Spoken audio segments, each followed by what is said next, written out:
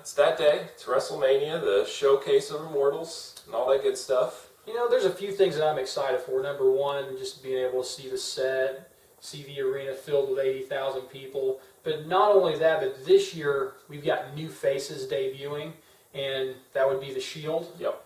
And also, who else? Big E, Fandango. Yeah. Not excited about those, Yeah, but no.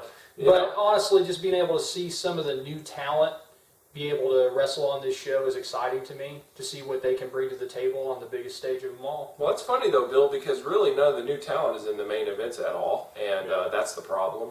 Yeah. And you know, I've done a video on this show. I'm not that excited about this show, but here's some scenarios where I feel like I might be okay with this show. One, CM Punk wins. First of all, let's get that out of the way. It'll never happen. I mean, right now, CM Punk could go and put a sawed-off shotgun under the ring, and then during the match, just shoot Taker right in the chest, flat out, and Taker's going to kick out. That's just the way that this thing has gone down. We all know it. I mean, he could hit 6 GTSs in a row, and I'm not even going to flinch for a second to think that Taker might not kick out. I know Taker's kicking out. It's not going to happen. CM Punk will not win this match. Personally, for me, I'm always into the false finishes if they do it right. So I'm not going to rule out that I don't think Punk will win, or that I won't feel that way during the match. I don't think that he will win at all. But I think during the match, if it gets to a really good point, I think there's a chance that Here's my thing, it though. can be believable. And now, Bill, okay. Undertaker, WrestleMania, there's no such thing as a false finish, okay? Yeah. He's guaranteed to win. That's not even an option. Yeah, well, I don't know. I still think Taker will win. Yep. But False finishes. yeah. No such thing. Anyways, next, the main event, John Cena, The Rock. John Cena to turn heel. If this happens, this match to me is not an epic failure. I will be marking out like crazy because this is long overdue. Possible scenario I think could work is no matter what Cena does, The Rock just keeps kicking out. Maybe he even utters the words like, I'm not good enough, and the commentary picks up on it, and then he has to cheat to win. Maybe The Rock does win this match, and then Cena just obliterates The Rock and leaves with the belt anyways because he has to win this match. There's some scenarios there. More than likely, we're going to get the gay finish of John Cena overcoming the odds, beating The Rock, and they hug at the end, and then it's over. So hopefully not that. I definitely think it's a lot more possible for Cena to actually turn heel or for The Rock to win than it is for Taker to lose. So I don't know. Honestly, the safe bet is that Taker wins, Cena wins cleanly, Yes. and right off into the sunset. And then we have Triple H and Brock Lesnar. Triple H's career's on the line. What do you think's going to happen, Bill? Honestly, Triple H's career being on the line doesn't mean much because he doesn't have much of a wrestling career left. Yeah. So that really doesn't add any suspense to me. Yeah. There's been a lot of rumors of what's going to happen at SummerSlam. I think Brock's going to win the match. Yep. I do. And I think Triple H will retire. And there's a lot of people that think there's no way that the game is jobbing to Brock. There's no way it's happening, and yada, yada, yada. Listen, the game's passion for being the best and all that is over. He's there, and what better way for him to retire out at WrestleMania 29, a huge show in New York. I mean, it makes sense to me this is his last match. Would I be surprised if Triple H wins? No. But I do think that Brock Lesnar is going to win this match, and we'll see. The only reason I really think that too is Triple H put his career on the line. I don't think he would have done that if he planned on winning. Now that he's definitely more than likely going to retire, if he loses, then yeah, I think that he's probably going to lose this match.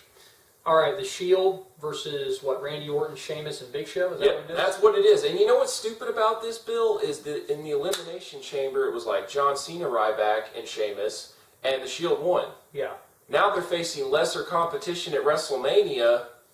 And I wish they would have mixed it up a little bit and done something different. That's dumb. I don't know. I'm really excited to see the Shield at WrestleMania, though, and to be able to see what they're going to pull off and how they're going to work together, the things that they're going to come up with.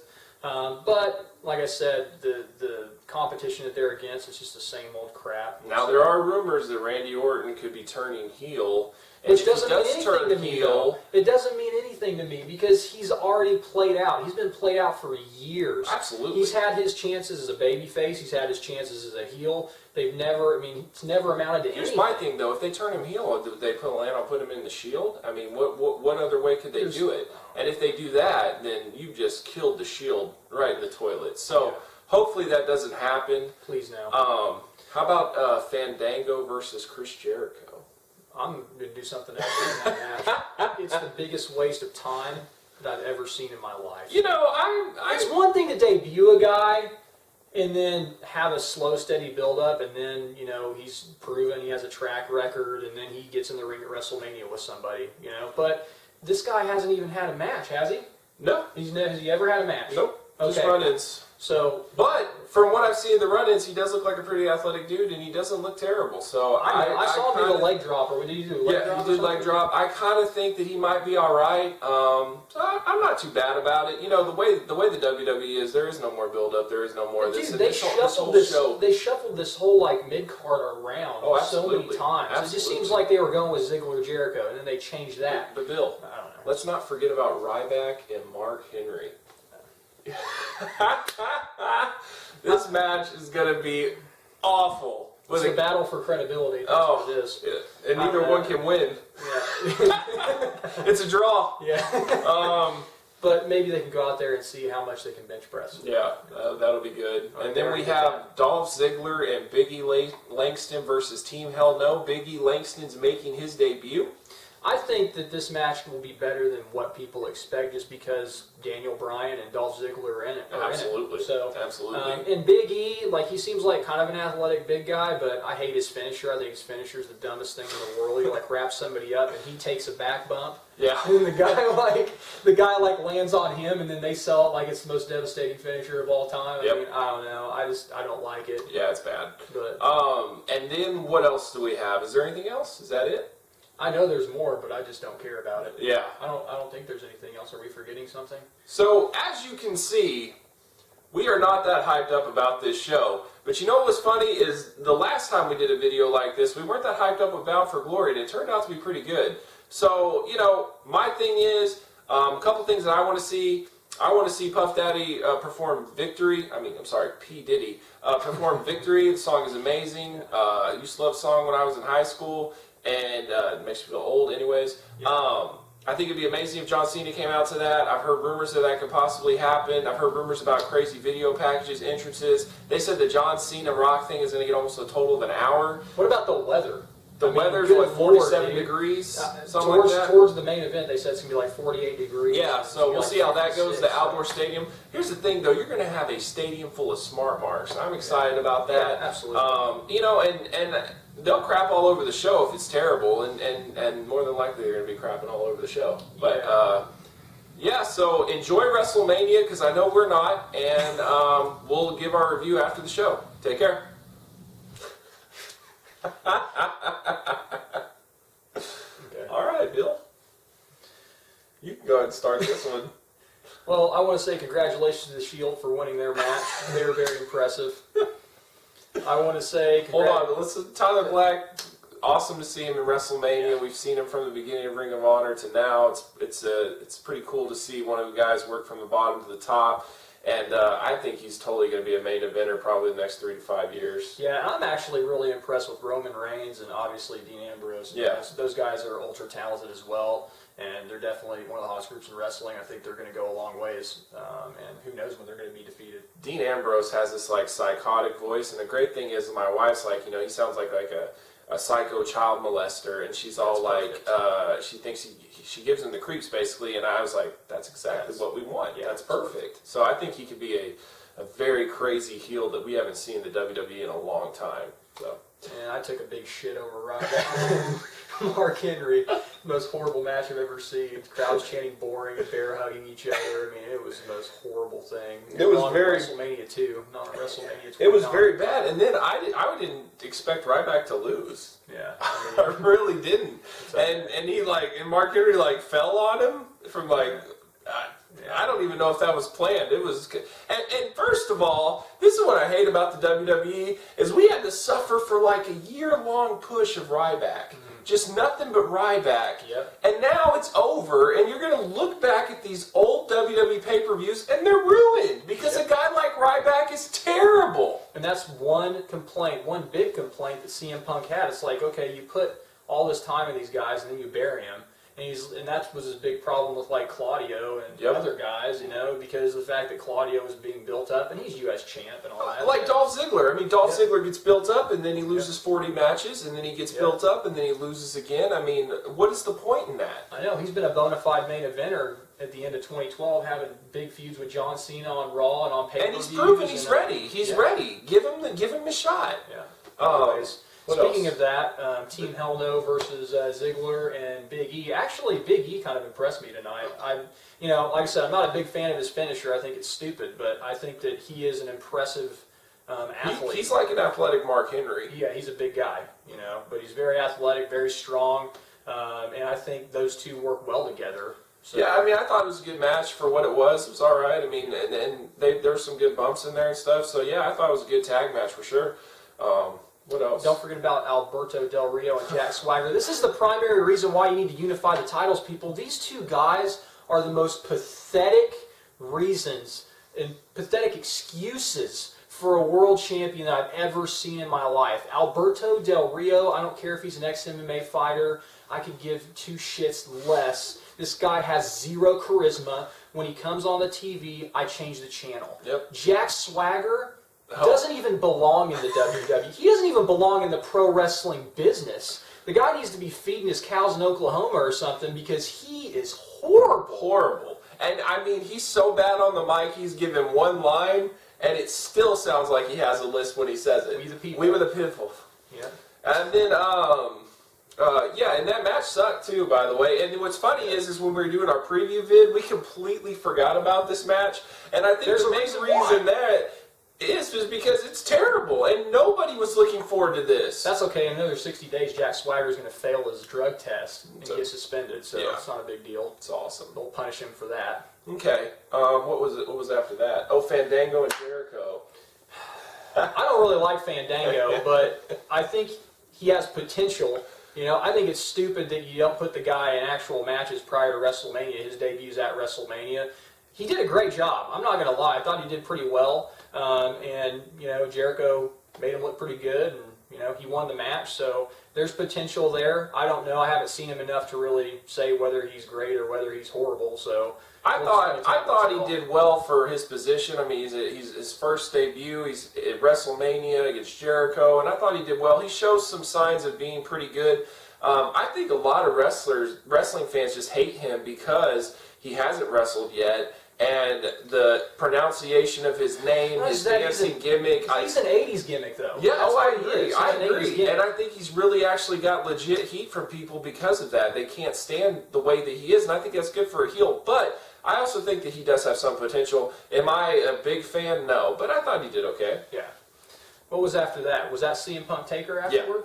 Yeah. And that match, to me, like The Undertaker only wrestling once a year, to me sucks because it's like you need to be back more often to be a part of the storyline and be a part of the big show. But to me, I mean, he just showed why he belongs on the big stage because he can deliver great matches, and him and Punk did just that. It was match of the night, and like Doug said, that should have been the main event. Okay, now that WrestleMania is over, it's obvious what this should have been. Punk should have retained his title the whole way through, and it should have been streak versus streak, and it should have been the main event, and everybody would have left home happy. The Rock Cena match did not need the title. But here's my thing about The Undertaker. I respect you, sir. I think you've had an amazing career. I think that your streak is an amazing feat. But here's what I don't like. When you're a pro wrestling fan, you mark out for unpredictability.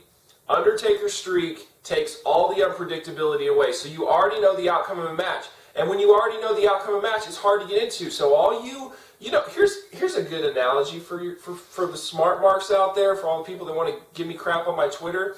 Okay, you can put your hand on the stove 20 times.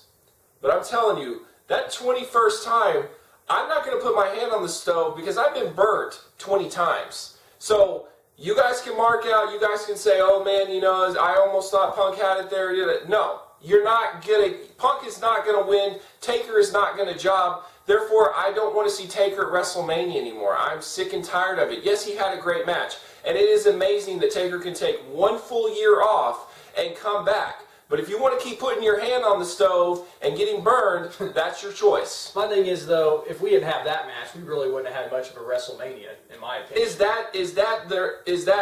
That's the WWE's fault, though. Yeah, no, I know. There are guys out there that can deliver right now, and they choose to put has-been Undertaker in a... And not only that, the whole show now is built around Undertaker's match. That is like guaranteed going to deliver, and then everything else just kind of filters in. And it kills the crowd. That's why I don't like it in the middle of the show. Put it as the main event, because that's what the whole show is built around now, is Taker's streak. And it's obvious who's going to win. So to me, it's just retarded. All right, Triple H and Brock Lesnar. I thought the match was actually quite good. Yes. It did drag out a little bit. I Yes. thought it was long, but I thought that the match was very good. It was very brutal. First It of all, was what it Brock was in built to. amazing shape. Brock was giant. Like O2 shape. Like ridiculous. He was huge. And Triple H was in pretty good shape, too, although he kind of had that entrance problem. Yeah. I guess the smoke, the whatever, formed this cream crap all over his stomach, and he's walking around like, and he's got cream all over him, and you could tell he was pissed off by it because he kept trying to wipe it off and put water on it. But it was a good match, you know. He got the crap kicked out of him too. Triple hasn't been in the ring since SummerSlam, and he got the living crap kicked out of him. Same with Brock. I mean, they both went in there. And first of all, Brock Lesnar, when you get thrown out of the ring and all that, like, you don't have to land on your back every time. And when you get a clothesline, you don't have to land on your neck. I mean, you can take it a little bit easy. Brock, granted, I've told you I have a problem with him being a halftime wrestler and him only being a little MMA fighter. Brock showed some pro wrestling skill out there. Brock is a legit talent, and I've never seen anybody with the physical presence of Brock Lesnar. I mean, the guy will pick up steel steps, he'll throw them, and then another thing, like when Punk did the elbow drop to the outside on Taker and the table didn't break, but Brock just suplexes Triple and it just shatters. I mean, that's just the way that Brock Lesnar is. Brock Lesnar is a crazy phenom, and I almost regret that he even went to the UFC, because then I would have thought he could beat up anybody. Yeah. Because when you see Alistair Overeem destroy him in the first round, it's just like, that's not the Brock Lesnar I know. That guy's a killer. Well, I mean, that's why the finish really didn't disappoint either one of us, because they're both part-time guys.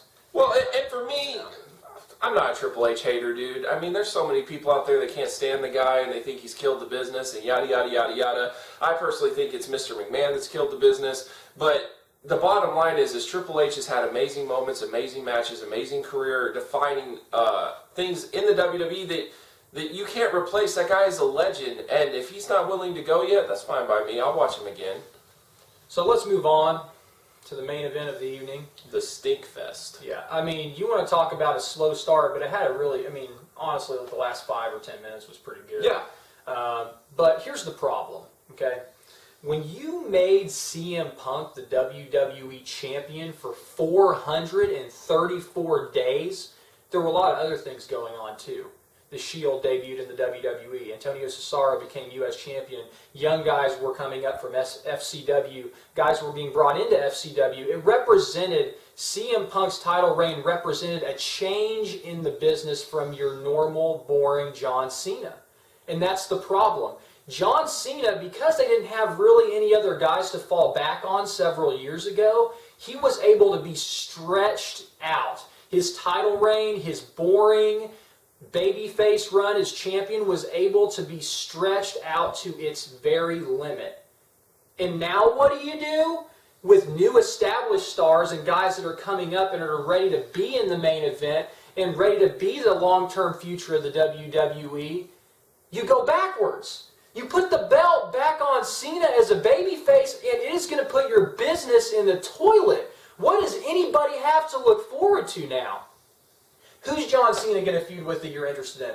The guy cannot bring it in the ring all the time. And he's just not the face of the WWE now. That's why fans cheer for CM Punk over The Undertaker. That's why fans cheer for CM Punk over The Rock. That's why fans cheer for CM Punk over everybody, because he is the new face of the WWE. And what bothers me about the whole thing is I know that Cena is capable of being a good heel. You can see just in his attitude, his presence, he's been around the business long enough now that he is ready to run with being a heel. I don't understand why we are such a progress stopper in the WWE. It's like, you know, okay, we've got this, safe bet this, safe bet this. Well, safe bet yourself out of business, why don't you? Because that's all you do is you do safe bets. You don't take any risk, and it's boring.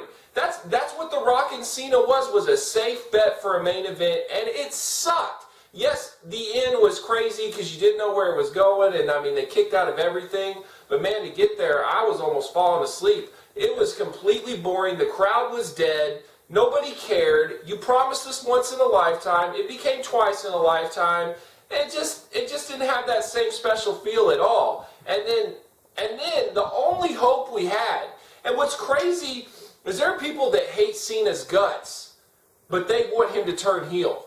They want him to turn heel. They want something different.